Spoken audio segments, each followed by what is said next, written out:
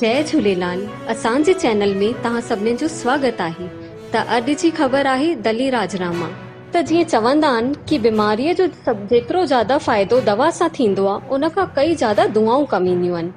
Corona महामारीअ जो तांडव ॾिसंदे हुए भारतीय सिंधु सभा महिला विंग एवं सिंधु महिला मंडल जे द्वारा कई शाखाउनि में अखंड सुखमनी पाठ अरदास जो आयोजन कयो वियो।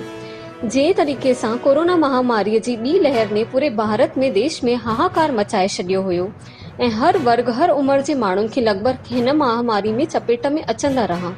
त बालोद जिले में भी हिन महामारीअ सां जूझल हलंदे हुए दिल्ली राजराजे सिंधी गुरुद्वारे जी संचालिका नीतू करतारी एवं मनोहर करतारी ने लगातार निरंतर अखंड 24 घंटे जी आराधना अरदास ऐं सुखमनी जो पाठ कयो। पूरी साध संगत इन में सहायता कई ऐं भारतीय सिंधु सभा एवं सिंधु महिला मंडल जे सहयोग सां 40 ॾींहनि में इहो आरंभ कयो वियो, जंहिंमें सभई एकजुट थी करे पंहिंजी सेवाऊं ॾेई रहियूं।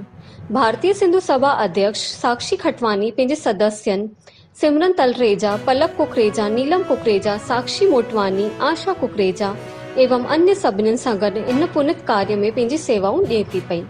सिंधु महिला मंडल अध्यक्ष सुनीता कुकरेजा भी पंहिंजे सदस्य भारती माधवानी, जया वाधवानी, ज्योति कार्डा, मीना मोटवानी, उर्मिला कुकरेजा सां गॾु गॾु पंहिंजो पूरो सहयोग ॾियनि था पिया। दली राजरा जे पंचायत अध्यक्ष गुलाब कुकरेजा सहित अन्य निवासियों दिनेश माखीजा, सुरेश आहूजा, मोना लुल्ला, अनीता वाधवानी, शालू लुल्ला भी अरदास करी रही आहिनि ऐं पंहिंजी सेवा ॾेई रहियूं आहिनि।